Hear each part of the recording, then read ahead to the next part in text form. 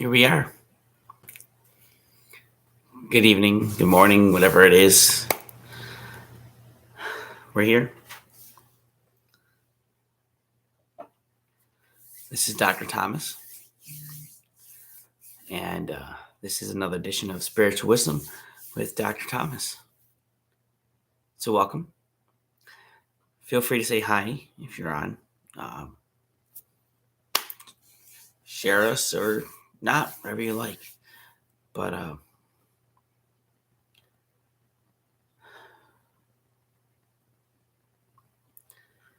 it's been a busy week. It's been a long week. And there's a lot going on.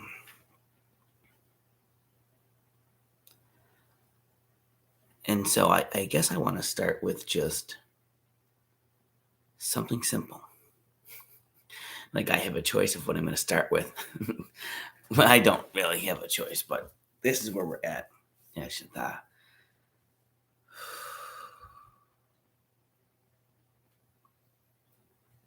We are talking about rebirth. We have been talking about it for a while. Why? Because that is the time we are in.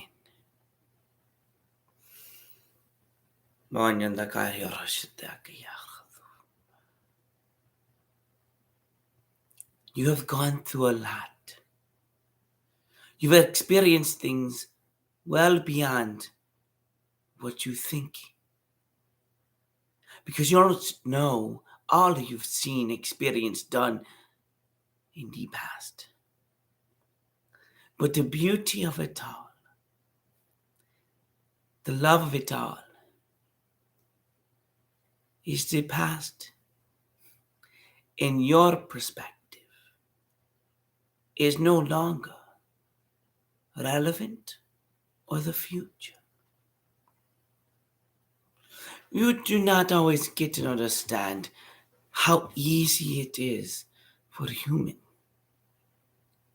how we have set it up to make your life beautiful, wonderful, and however you choose it to be. You do not always believe that because you think, why would I suffer?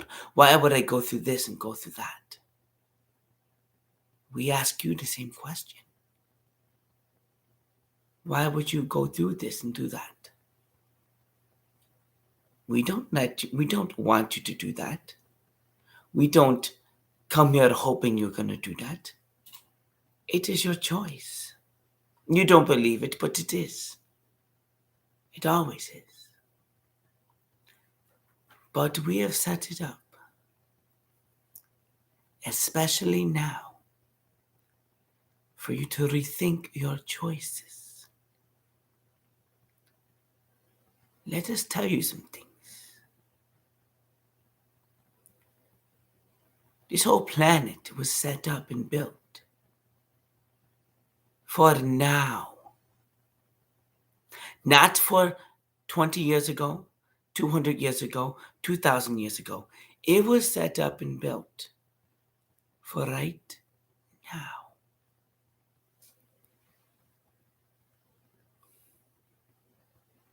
All the plants, the creatures, the earth itself is full of this energy, is alive.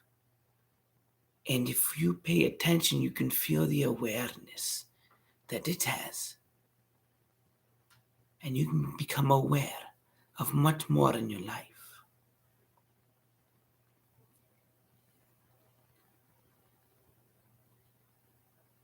We know there's been a lot of darkness. You've seen it. You've experienced it for more years and lifetimes or expressions than you can ever imagine. But you need to understand the first thing we said to you through him. In the beginning there was love.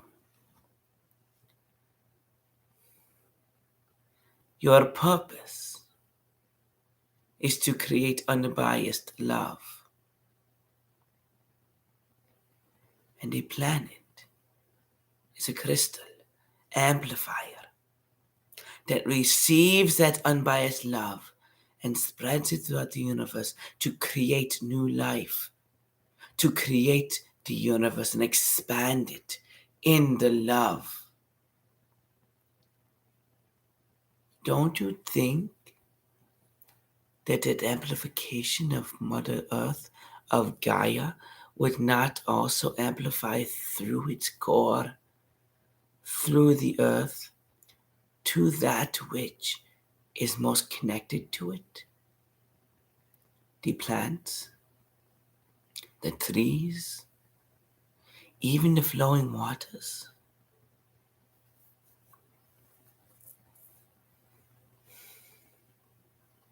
It does.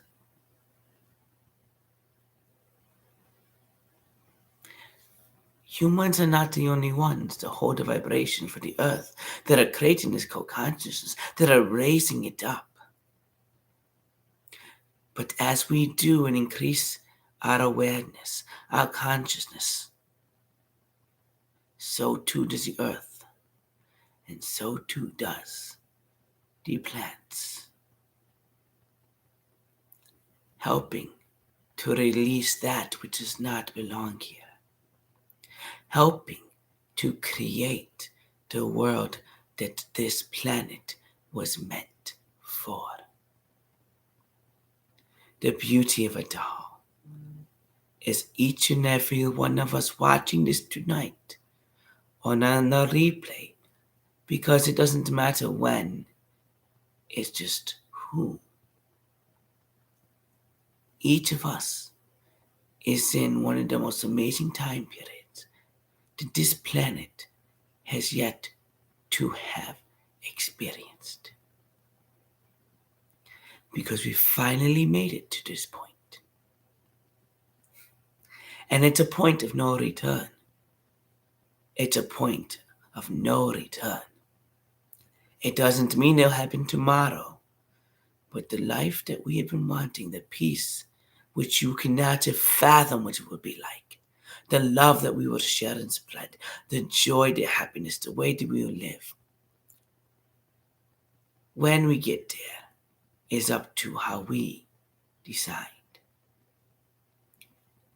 But when is inevitable. Let you give an analogy of where we're at. He said this to someone the other day in this way.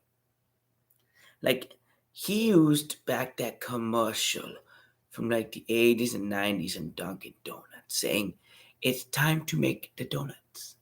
With that guy who would go in and make the donuts early in the morning. You watching this, you that is like a light worker, you can call yourself a shaman, a shawoman, a psychic, a medium, a clairvoyant, whatever you want to call yourself, a healer. You watching this, consider yourself enlightened. Now, enlightenment means, in reality, one who's always growing for search of knowledge, of truth. Religion itself is a search of truth. A spiritual enlightenment is not about knowing it all, but the constant search and growth for that which is the truth of the universe, of the energy, of all that is around us. That is spiritual enlightenment. It's not being the knowledge and wisdom. It's searching and always understanding the truth is changing as you learn more. And can you accept it and adapt to what it is you are learning. But back to his story, his analogy we showed him, because we did show him it. Imagine you as this light worker, this healer, this beautiful being of enlightened spirituality, searching for the truth, growing in your love. Many of you feel your purpose is to help the earth grow into this new place. Your purpose is to live your life in love, and the rest will happen. But you believe it to be one that is here to heal others, grow the planet and civilization, help us go to this new age. Well, that is part of the role you play.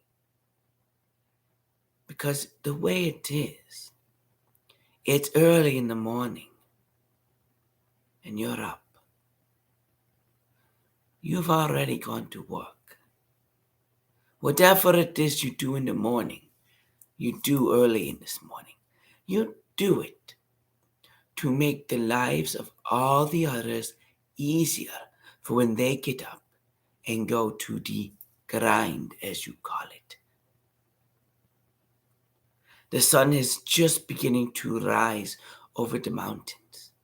It is still dark out. But you have been at work for hours. Maybe you're like the donut man making the donuts. Maybe you're watering the plant, cleaning the streets, getting the subways ready, getting the food ready. Whatever it is not relevant to the specifics. What you are doing is preparing the world for when everyone wakes up and gets going, that their transition can be easier. You can say, oh, this is not fair for me.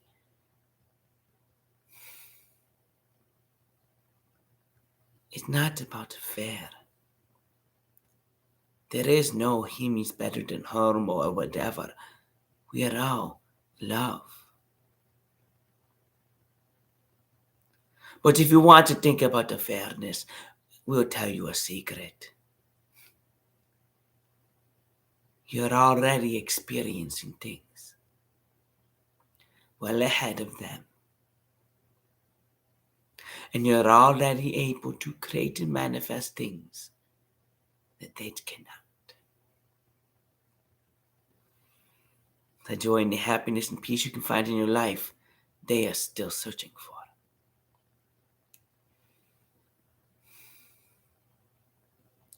You may say you are still searching too. Yes, you are. Because you're human. When you stop searching, you find the end and the beginning at the same spot. You find what you are looking for in a way you've never imagined. And all your desires are right there in front of you, as they have always been. But you are crowded, searching in the wrong places for the right things. It all goes back to that rebirth idea. You've been trained to do things a certain way. But the game board has changed. The rules are different. You can play in the same old board game with the same old rules, but you don't have to. You can play in a much easier version that has a lot of free parking and a lot of good things for you. It's about rebirthing your thoughts. But as you do so, regardless of where you are in your own rebirth and your own rehealing and your own rediscovery of your truth, you are already there. Fixing the roads, getting the food ready, getting it all set up for when the masses start waking faster. the transition is easier, and the tools are there because you've laid them out and done the work. And you are so blessed and amazing for what you have already done, and you don't even realize it yet, because the earth is there in bloom. The sun is starting to crest and come up. How fast it takes is up to us. And for us right now, we go back to the key word, rebirth. We go back to what we described and defined as enlightened spirituality. Enlightened spirituality, the search for truth, which is the religion, which is inside of spirituality, the search for truth, with an understanding that you're always searching, growing, and there's always more to learn on the subject. That is enlightened spirituality, or spiritual enlightenment, however you want it to be. To rebirth is to understand that, to understand what you know now, what you knew then was only a little snippet of a truth. The greater truth has yet to be discovered by you. And do you step into the knowledge and understanding that enlightenment requires humility to understand and grow as you learn all the truths and begin to put them together. You will know who you are, my child. With blessings and love,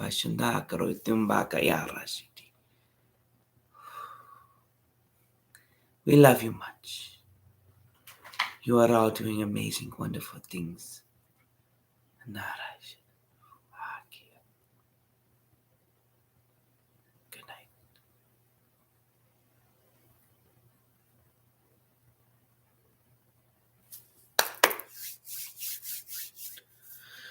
All right.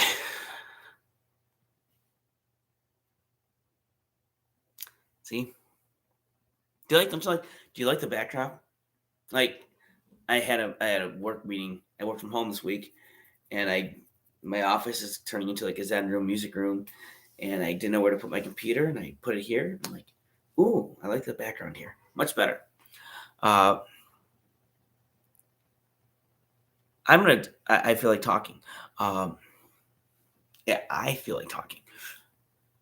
Over the past few months, the idea of enlightenment has come up in a couple of different groups and we've had these conversations of what is enlightenment, and that what they said tonight makes much more sense.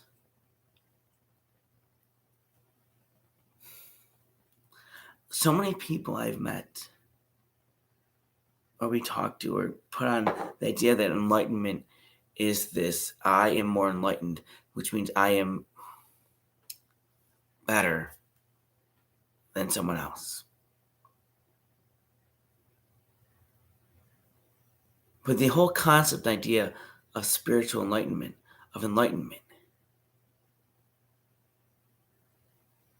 is that there is no one better than someone else. That we are all created in this love. And what one is doing is what one's supposed to be doing. And it doesn't matter what someone else is doing. It doesn't matter who someone else is. Comparing one to another is the exact opposite of pure love. Because we are in the age where we're all going to become masters. You say, wait a minute, time out. How can we all become masters? Isn't there one master? There's multiple masters. But the goal in the next phase when we reach is that we all are masters. And part of that is understanding this enlightenment. That we all are masters capable of wonderful things. And our own journeys determine what it is we're going to do. So this idea of enlightenment is about this constant growth, constant gaining of knowledge and insight. And spiritual enlightenment, spirituality itself is a search for truth, search for the truth of knowledge, search for the truth of the universe. As you put it together, you're understanding that there is this knowledge and this truth and this growth that you need. You'll always be going through. I mean, I would flat out say myself, since I started this journey, I remember going through things and getting like a selenite wand. Do I have one? I have one in my pocket. I still carry the selenite because I still carry the selenite. But I remember doing that. I remember the first time I ever had like a real like, oh my goodness moment with my team. Was after I bought my first crystals and my oracle deck. And that was about the crystals and what the crystals mean. And then I went through the next thing. And they literally said, you don't need this.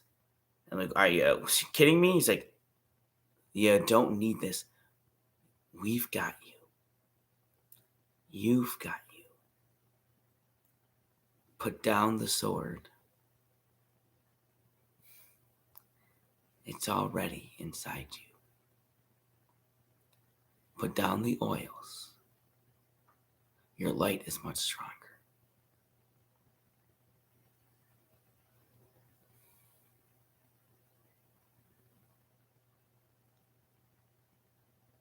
And then it transformed.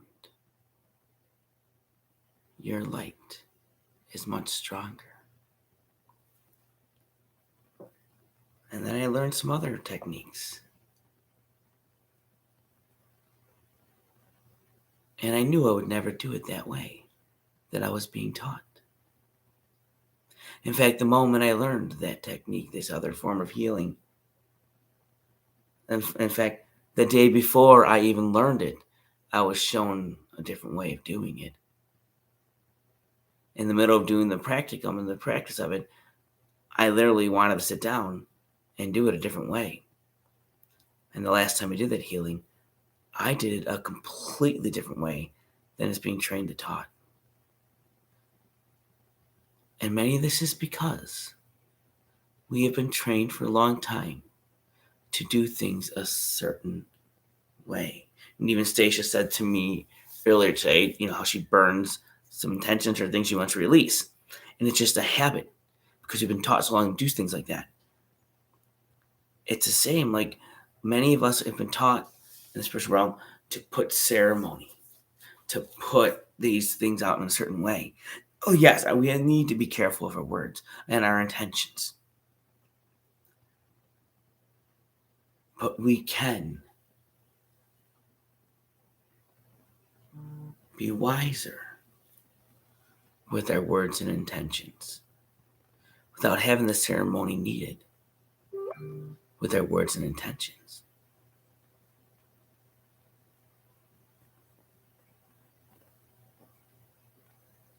And that is something to think about for yourself. Going back to this enlightenment.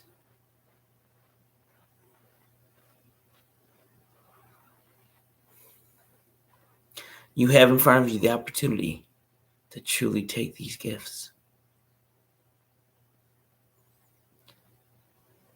But are you willing to see and discover the truths that are next in line for you, which could change everything you knew? Or rather, everything you thought you knew was true. That is hard for us. Imagine for someone that's not woken up yet.